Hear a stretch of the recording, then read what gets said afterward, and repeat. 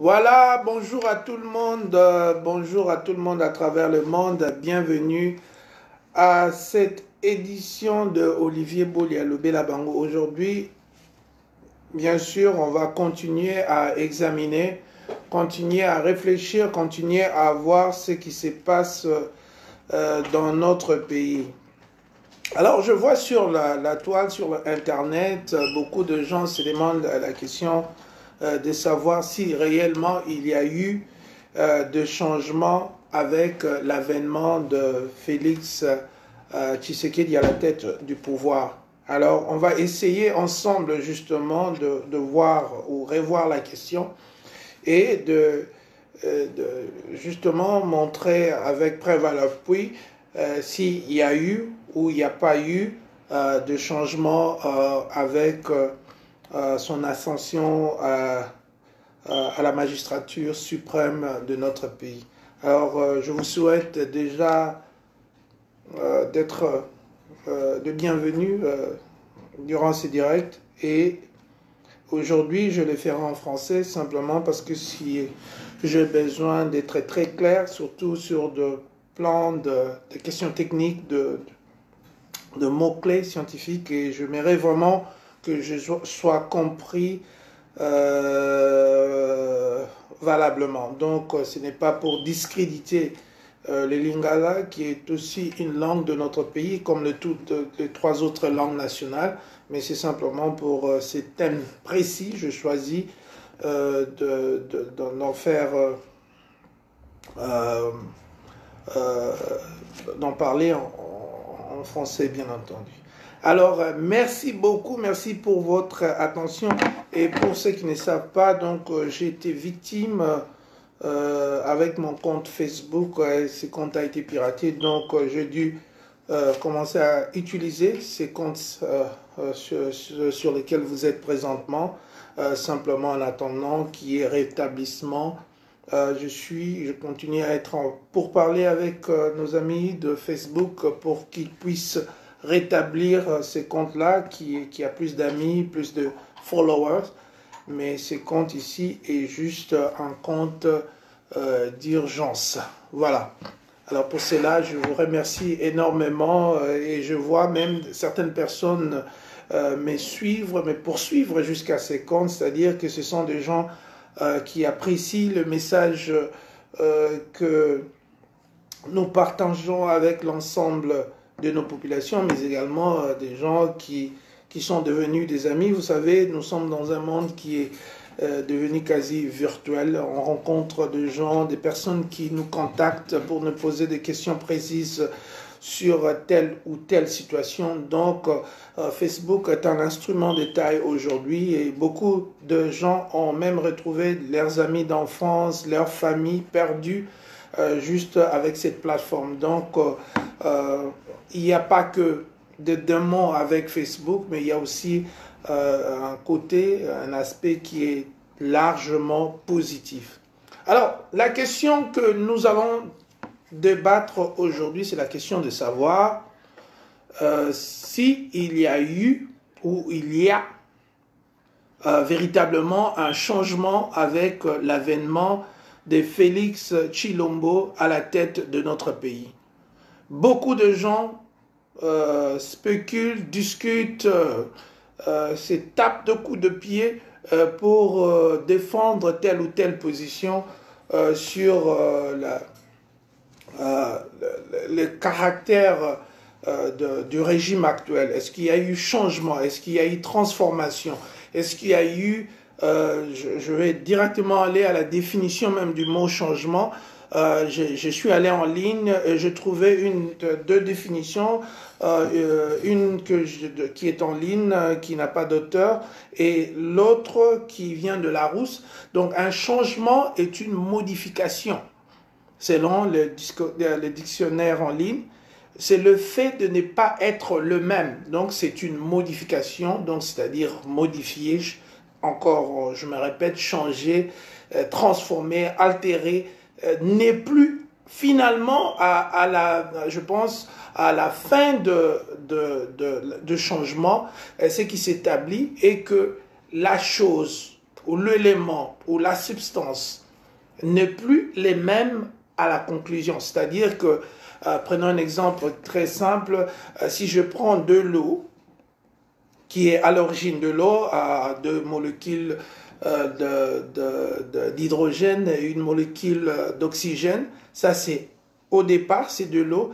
Et quand je mets, par exemple, du sucre, ça devient de l'eau sucrée. Donc vous allez retrouver non seulement deux molécules d'hydrogène, une molécule d'oxygène, mais vous allez retrouver le sucre qui est caractérisé par un élément chimique qu'on appelle glucide, c'est-à-dire le sucre.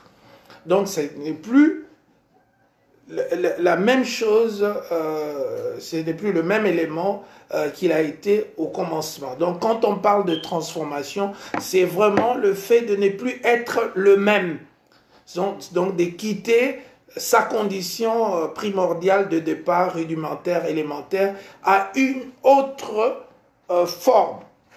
Donc on ne peut pas parler de changement dans un statu quo. On ne peut pas parler de changement lorsque l'élément ne perd pas sa valeur initiale. Donc, pour qu'il y ait changement proprement dit, donc il y a perte des caractères, des éléments principaux, initiaux de cette substance ou de cette chose-là. Donc voilà, donc quand on parle de changement, il y a effectivement une mutation à une autre chose. Voilà, c'est pourquoi c'est très important parfois lorsqu'on s'engage à une discussion quelconque en ligne, dans un débat télévisé ou radiodiffusé, on doit être capable de savoir la chose sur laquelle on discute. Donc, on discute ici s'il y a effectivement changement, il y a eu changement ou il y a changement avec l'avènement de Félix Tshilombo au pouvoir. Donc voilà. Alors, on a essayé d'emblée d'expliquer ce que ça veut dire changement, de comprendre ce que ça veut dire changement, pour que parfois, lorsque nos discussions ne soient pas des discussions de sourds où pratiquement nous lançons des colibés qui n'ont rien à voir avec le fond du problème, le fond même de la définition du mot changement qui consiste à muter, à perdre sa valeur initiale. C'est-à-dire, on n'est plus dans le même truc, on n'est plus dans la même zone, on n'est plus dans les mêmes domaines, on est effectivement dans une autre dimension.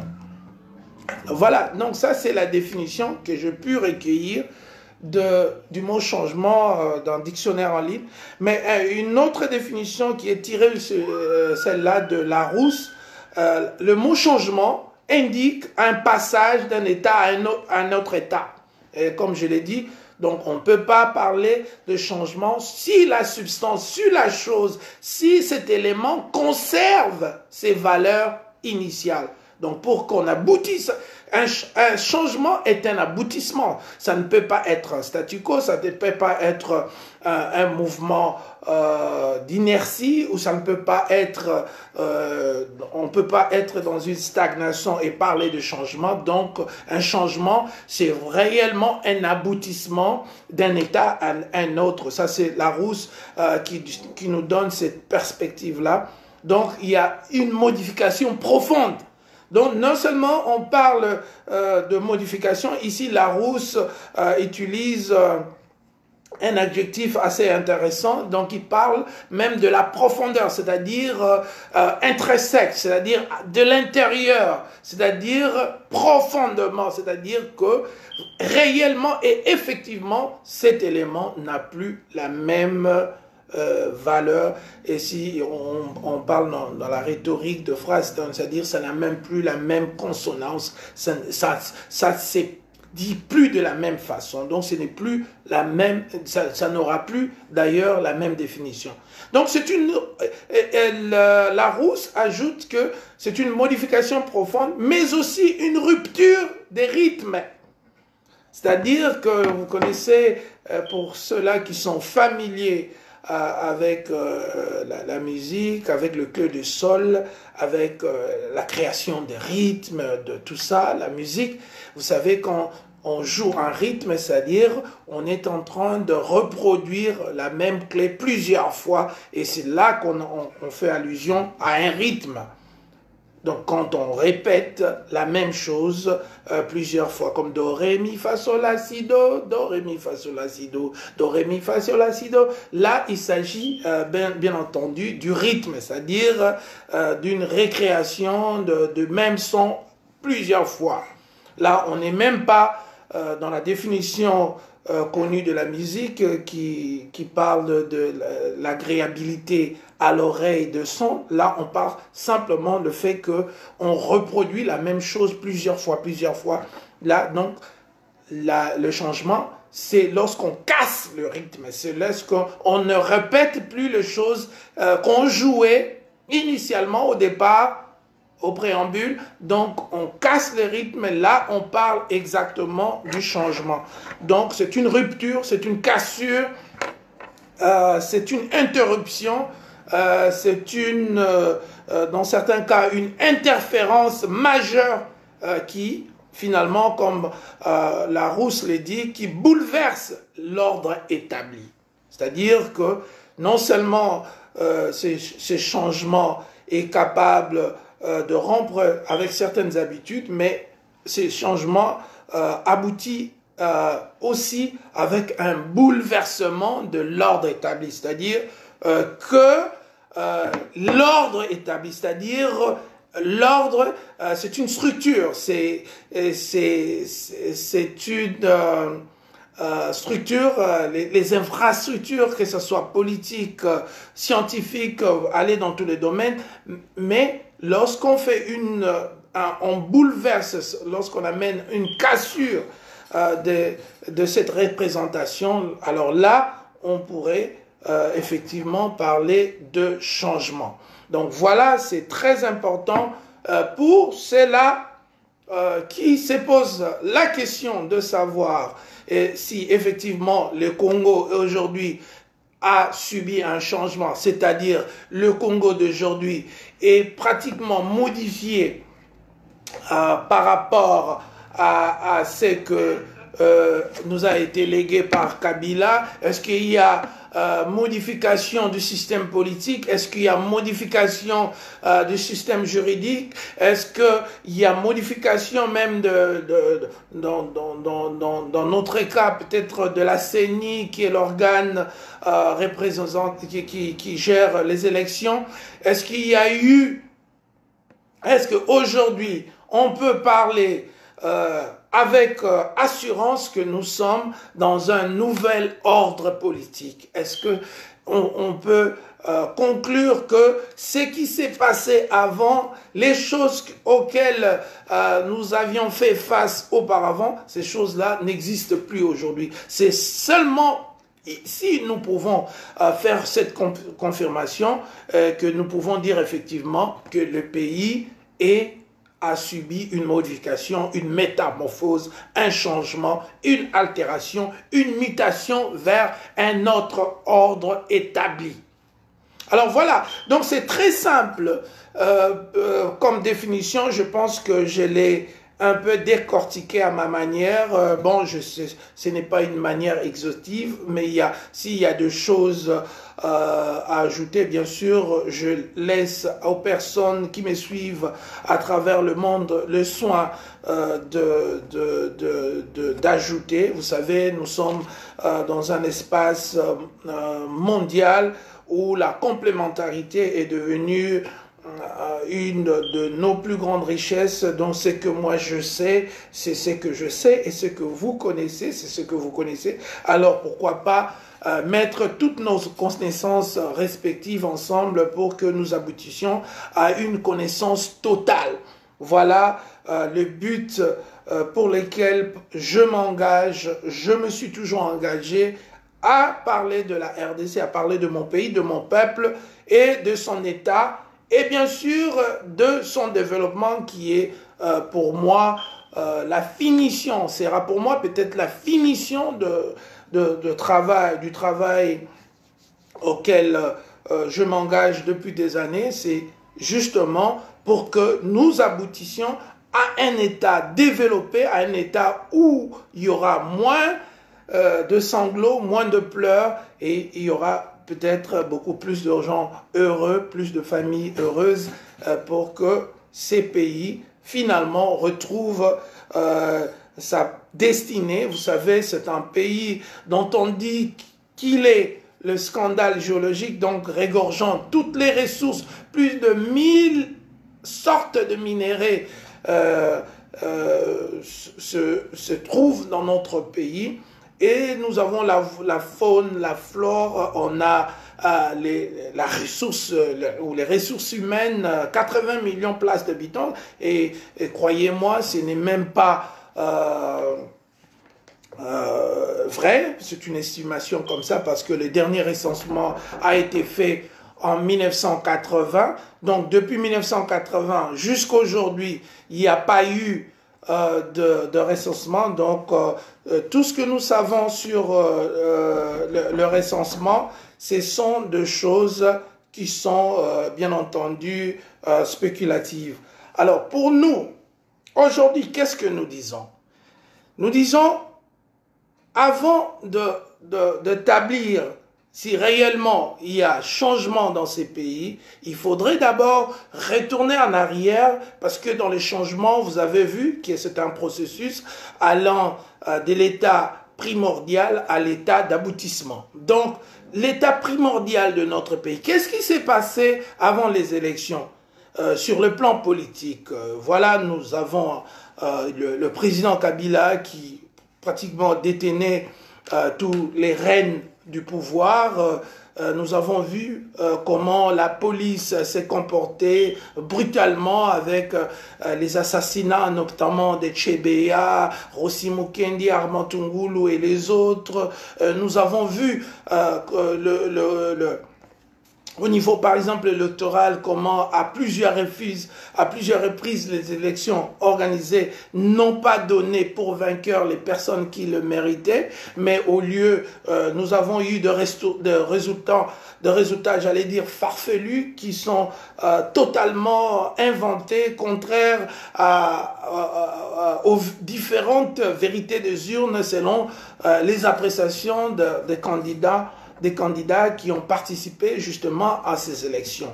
Donc, sur le plan électoral, nous voyons que le pays était dans une sorte de manipulation, et que voilà, les personnes compétentes ou des personnes qui ont simplement gagné les élections ne se retrouvent jamais aux positions auxquelles ils ont été votés.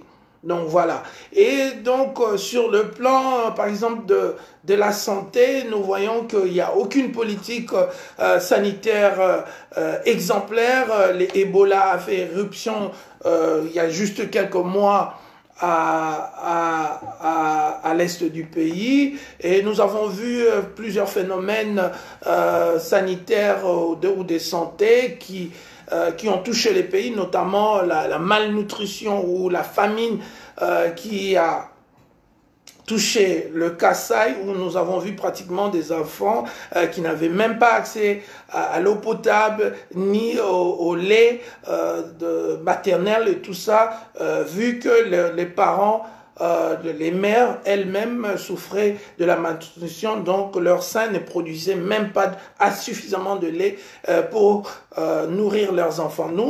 Nous voyons sur le plan sécuritaire bon, il y a toujours, il n'y avait pas de sécurité pour les Congolais. Quand je donnais l'exemple de beaucoup de Congolais qui ont péri de manière brutale aux mains de services de l'État, notamment la police, les services de renseignement, tout ça, et également, voilà, juste la sécurité normale des villes. On voit la présence, on a vu les phénomènes Kuluna qui a vraiment fait rage, surtout dans la ville de Kinshasa, où des enfants s'attaquaient, voilà, qui des enfants qui devraient être à l'école.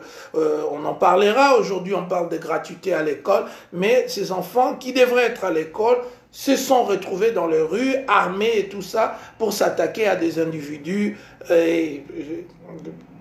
surtout arracher leurs biens, ou parfois même quand ils trouvaient rien à arracher, c'était la vie innocente des passants, juste des passants comme ça, parce que les Kuluna en majeure partie s'attaquent à des individus de manière anodine, c'est-à-dire des personnes nécessairement qui ne connaissaient pas. Donc tout ça, ce sont des choses qui caractérisent justement les régimes de Joseph Kabila, et voilà, beaucoup de gens à l'exil, la diaspora regroupée au sein de mouvements combattants pour se battre justement pour le dit changement, tout ça.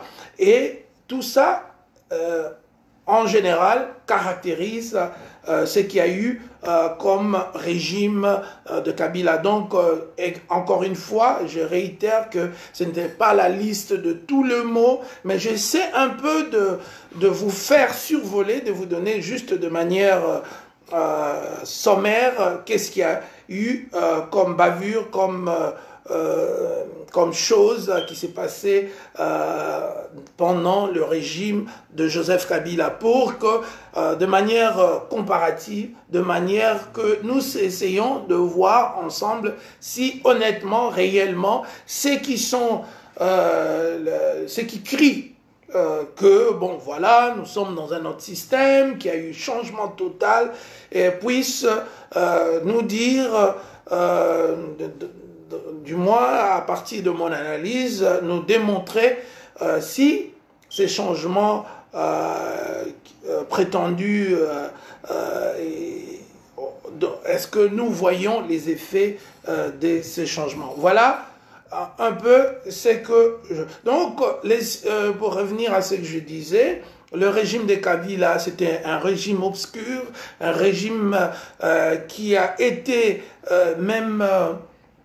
nonchalant par rapport à tout ce qui se passe à l'est du pays. Il faut le dire qu'à l'est du pays, il y a eu plusieurs fois des guerres qui ont ravagé les populations et dont on connaît, Dr Mukwege en est sorti prix Nobel de la paix, donc le viol massif, viol utilisé comme arme de guerre, viol, la profanation des vagins comme un écrivain l'a appelé la profanation de vagin, c'est-à-dire, voilà, on prend donc il fallait sacrifier la femme dans le sens où on doit l'humilier devant sa propre famille, devant son mari, devant ses enfants, et pour que la honte, le déshonneur puisse s'emparer d'elle et du village, et voilà, tous les villages est quitté et laisser la place aux occupants.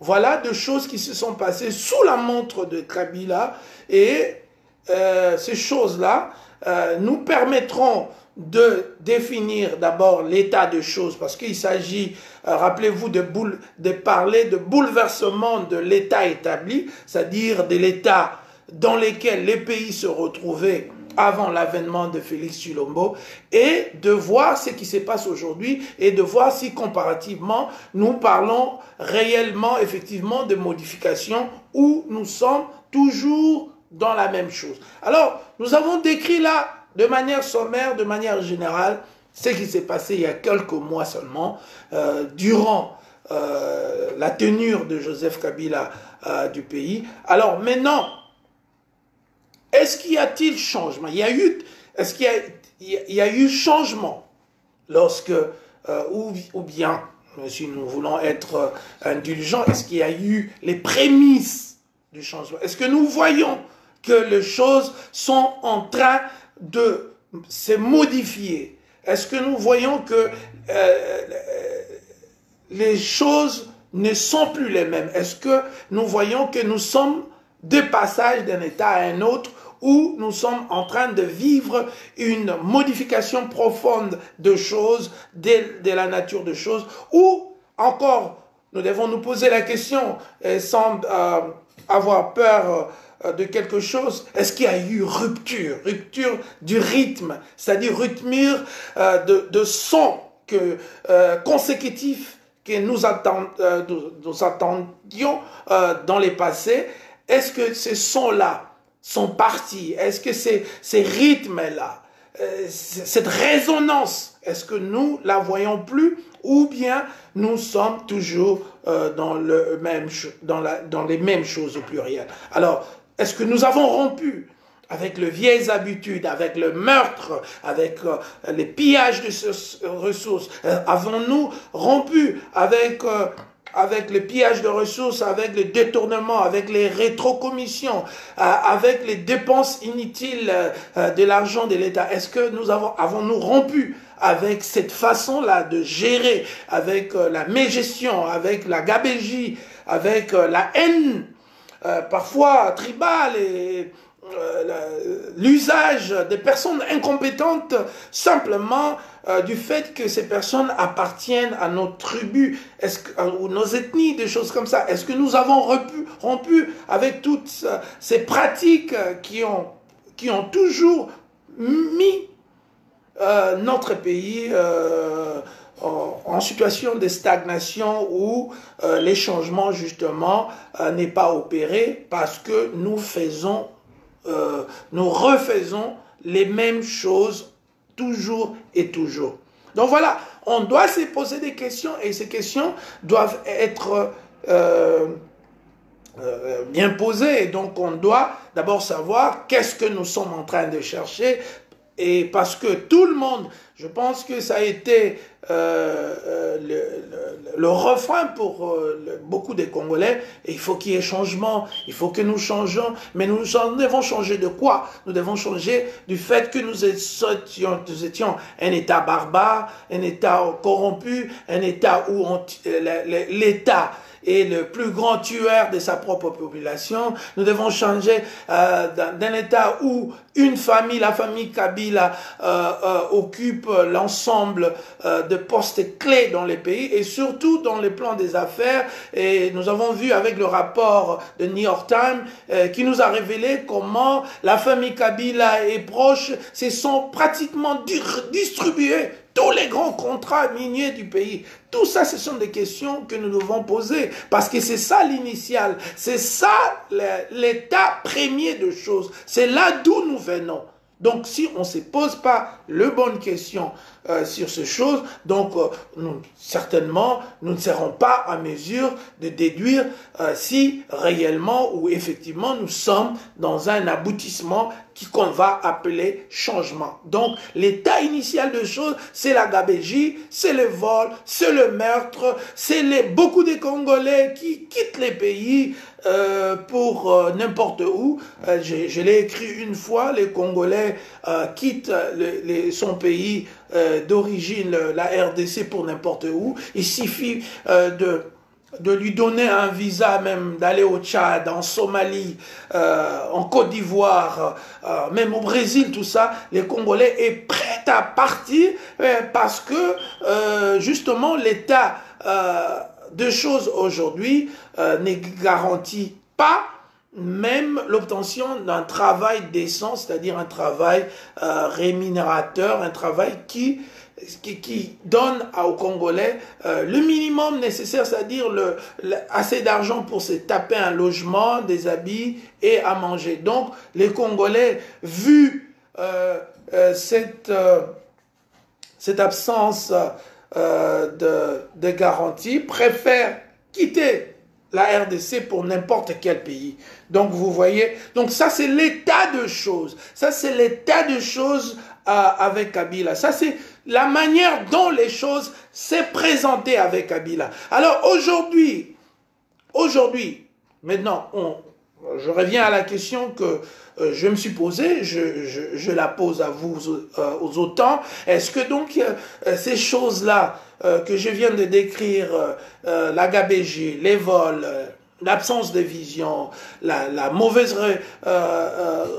redistribution de ressources à travers la population, la famine, le manque d'accès à des hôpitaux viables, à des médicaments viables, tout ça. Est-ce que ce problème-là, aujourd'hui, honnêtement, devant la main dans le cœur, pourrions-nous dire que ce problème-là n'existe plus et que nous avons abouti à un autre système, à un autre ordre établi, c'est-à-dire où pratiquement il n'y a plus de meurtre, il n'y a plus de vol des deniers publics, il n'y a plus de détournement, j'allais insister, il n'y a plus de gabégie, c'est-à-dire que voilà maintenant l'argent de l'État congolais, l'argent qui vous appartient, qui appartient à nous tous, de contribuables, parce que les richesses de la RDC, sous-sol et sol, appartiennent à vous. Alors, est-ce qu'aujourd'hui, pourrions-nous dire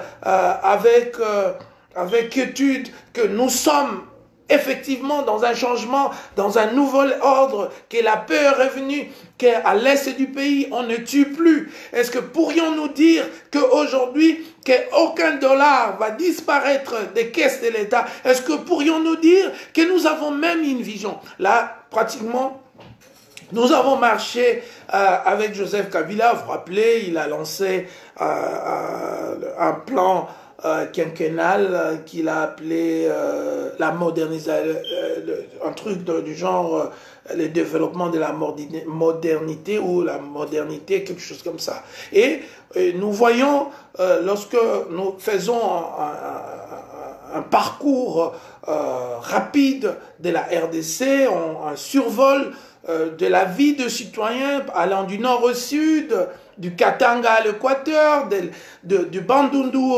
au Kivu, est-ce que nous pouvons dire avec certitude et quiétude que ces plans quinquennal de Joseph Kabila a produit les résultats escomptés, la modernité, les autoroutes, les métros, les tramways, tout ça? Est-ce que nous voyons ça? Est-ce que nous voyons avec ces plans quinquennal aujourd'hui, lorsque nous faisons un parcours de la RDC, qu'il y a autosuffisance alimentaire? Est-ce que nous voyons que nos élèves sont les plus instruits, vous vous rappelez, à une époque, le Congo produisait des élèves qui participaient à des réunions, à des concours, j'allais dire, de français à travers le monde. Je me rappelle des années 80, où même le Congo, je pense, était gagnant ou deuxième de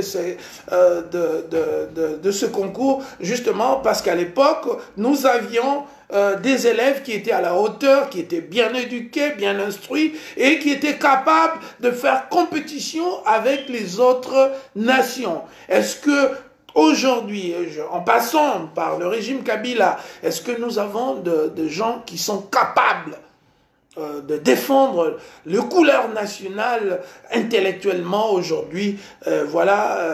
Donc c'est devenu difficile à admettre. Donc pour parler des changements, chers amis, pour parler des changements, il faut partir d'un point à un autre, d'un état de choses. Et au milieu, entre les changements et son aboutissement, il y a ce qu'on appelle la rupture, un bouleversement. Il faut que les choses ne soient plus de la même manière. Mais est-ce que, en observant très calmement et attentivement la gestion de M. Félix Tshilombo, est-ce que, avec quiétude, pouvez-vous dire que vous voyez les changements que vous avez escomptés avant son avènement? Est-ce que vous voyez la police tout récemment? Nous avons vu les images, comment même la police est allée au siège de l'IDPS pour tabasser Fils Moukoko et ses amis. Et voilà, pour vous dire que nous sommes encore, bien entendu, dans le même pratique. Alors, pour moi personnellement, je vois plus de rhétorique, je vois plus de paroles, je vois plus de promesses que palpablement sur terrain, je ne vois pas effectivement qu'il y a des choses qui ont connu de modifications profondes, des choses qui sont passées d'un état à un autre. Voilà, donc je vois que le système ancien, le système qui a mis le peuple congolais à genoux, ces systèmes-là continuent à fonctionner. Et voilà, et surtout que ce n'est pas un secret que le président actuel est issu d'un deal politique, c'est-à-dire que tout ce que il est peut-être limité de ces mouvements et tout ça, ayant été absorbé par les deals avec Joseph Kabila, donc il ne peut pas faire toutes les choses qui sont peut-être constitutionnellement permises au chef d'État de faire, parce que tout doit être filtré par le filtre, je me répète, de la coalition. Alors, beaucoup de choses n'ont pas vraiment changé. Et d'ailleurs, la plupart des choses, la plupart des comportements, lorsqu'on en parle même de changement du point de vue psychologique, c'est aussi important de parler de la psychologie politique, de la psychologie des hommes politiques congolais. Est-ce que ça a changé? Est-ce qu'ils sont moins corrompus? Est-ce qu'ils sont moins menteurs? Est-ce qu'ils racontent bobards?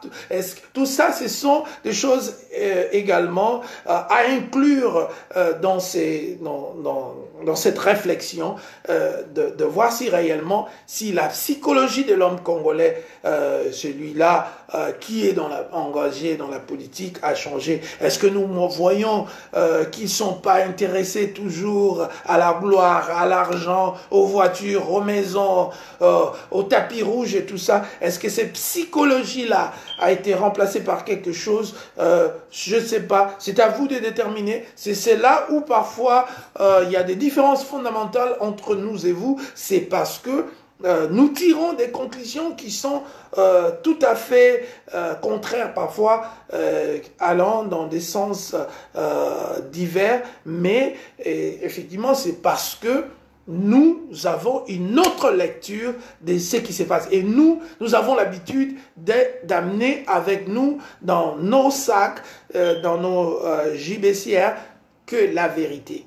La vérité, le fait. Parce que la vérité, c'est autre chose. On amène les faits, on n'amène que ce que nous voyons, ce que nous percevons, ce que les statistiques nous donnent, c'est que la vie, l'observation quotidienne de la vie nous exhibe. Donc nous allons dans ce sens-là et nous tirons des conclusions qui sont fortement liées à ces éléments. Donc, chers amis, s'il n'y a pas eu arrêt de la violence policière, s'il n'y a pas eu les services de renseignement qui se comportent toujours de manière de la Gestapo en s'attaquant aux populations, si les gens continuent, les 15 millions de dollars disparus et d'autres, hein, les 15 millions, c'est juste, voilà, ça fait un peu toller sur le net et les médias, tout ça, mais les vols sont quasi quotidiens en RDC. Et le président de la République de facto lui-même, Félix Tshisekedi, a accepté que la RDC est le seul pays du monde qui continue à utiliser les rétrocommissions, qui est une pratique totalement illégale et détrimentale à deux sens. C'est vraiment un couteau à deux tranchants, c'est-à-dire ça tue dans un sens et ça tue dans l'autre. Et voilà, donc ces pratiques-là continuent à être l'œuvre de ce gouvernement, c'est-à-dire que donc nous sommes toujours dans les mêmes pratiques existantes lors de l'ancien président. Donc il y a beaucoup de choses qui sont restées téméraires, qui sont restées rigides, qui sont restées présentes dans la gestion de choses en RDC. Beaucoup de choses n'ont pas quitté. Beaucoup de choses sont d'ailleurs omniprésentes. Et ces choses-là, pour la plupart, ce sont vraiment des pratiques péjoratives et on voit. Mais s'il y a eu changement, peut-être on a remarqué par rapport à l'ancien président qui était moins bavard, on a le nouveau président qui est plus bavard, mais qui disent parfois des choses qui ne sont pas authentiques, qui ne sont pas vraies. Et voilà ce qui est encore, qui nous renvoie toujours avec l'ancien régime qui perpétrait de mensonges à la longueur de journée, mais aujourd'hui, et ces mensonges souvent ont été portés au dos par Lambert Mende, mais aujourd'hui c'est le président de la République lui-même qui le distille aux populations, et c'est ce qui est assez choquant et assez dérangeant à la morale de certains Congolais. Donc, pour conclure, chers amis, le changement, c'est une modification. C'est un fait, c'est le fait de ne pas être le même. Le changement, c'est un passage d'un état à un autre état. Une modification profonde, c'est-à-dire intrinsèque de l'intérieur. Ça doit se ressentir et dans les fonds et dans la forme. C'est une rupture de rythme. C'est-à-dire que, pam, pam, pam, on arrête, on ne le fait plus. On casse le rythme. On va à une autre chose. C'est rompre avec les habitudes. Et dans notre cas, le cas de notre pays, c'est rompre avec les mauvaises habitudes, le vol, le meurtre, les assassinats,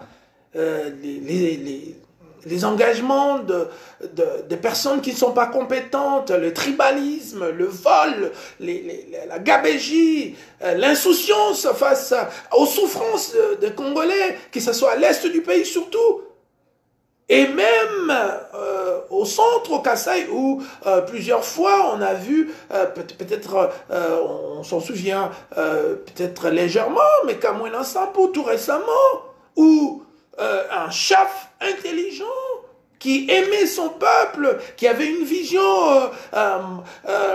grandiose pour ses peuples, fut abattu de manière la plus sauvage que ça pouvait exister, bien sûr avec la complicité de fils du pays, de fils du Kasaï. Et tout ça, est-ce que ces choses-là ont disparu? Est-ce que ces choses-là, nous les voyons plus? Est-ce que ça ne fait plus partie de notre vision, de notre perception? Est-ce que ces choses-là n'existent plus? Ce sont des questions que je nous demande de poser. Est-ce qu'il y a eu rupture de rythme?